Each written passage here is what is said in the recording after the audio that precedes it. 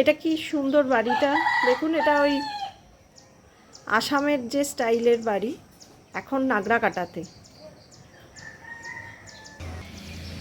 এই তপতিদি, আমাদের সুখানি নদীতে আজকে ছট পুজো হবে, যাবে দেখতে?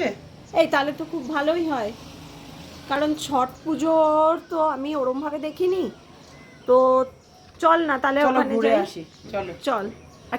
আমরা বেরিয়ে পড়েছি টোটোতে করে নাগরাকাটার সুখানি নদীর ওপরে অনুষ্ঠিত ছট পুজো দেখতে। টোটোতে করে একটুতে গিয়েই আমাদের হেঁটে যেতে হবে, হয়তো হেঁটে যেতাম, দেরি হয়ে গেছে এখন, একটু তাড়াতাড়ি ওখানে পৌঁছে যাব। এদিকে কিন্তু একটু ঠান্ডাই পড়ে গেছে, বেশ ঠান্ডা লাগছে।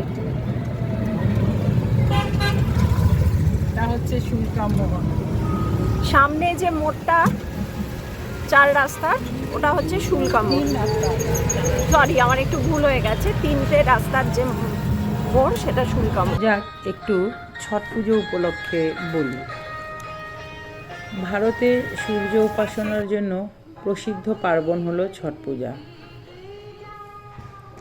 মূলত কার্তিক মাসের শুক্ল পক্ষের ষষ্ঠী তিথিতে উদযাপিত হয়। এই লৌকিক উৎসব পূর্ব ভারতের বিহার, ঝাড়খণ্ড, পূর্ব উত্তরপ্রদেশ, পশ্চিমবঙ্গের দক্ষিণে এবং নেপালের তরাই অঞ্চলে পালিত হয়ে থাকে। এই যে এসে পৌঁছে গেছি কথা বলতে বলতে সুখানি নদী। বাদে বেশিরভাগ সময়ই শুকনো থাকে। এবছর প্রচুর জল রয়েছে এখনও। এই যে দেখছেন, প্রত্যেকে পুজো অনুষ্ঠানের জন্য তৈরি হয়ে চলে এসেছে।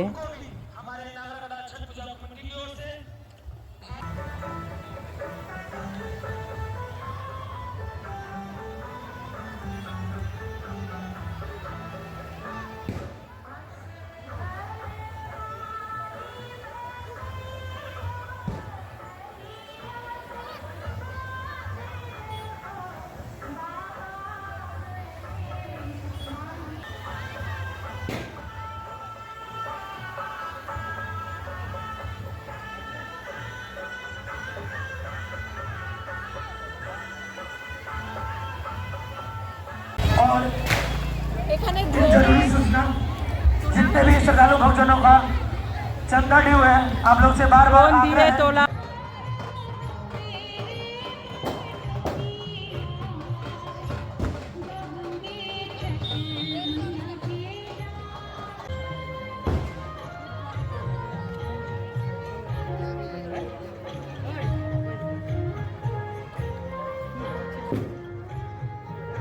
আমরাও এসেছি এই ছট পুজো দেখতে।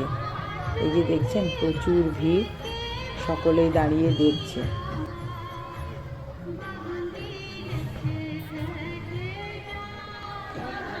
প্রত্যেকে অধীর আগ্রহে আছে। সূর্য একেবারে অস্ত যাবে, সকলের পুজো শেষ হবে, তারপর আবার তারা পরের দিনের জন্য তৈরি হবে। কারণ ডুবিত সূর্য আজকে পুজো হচ্ছে, কালকে আবার উদিত সূর্যকে পুজো করা হবে।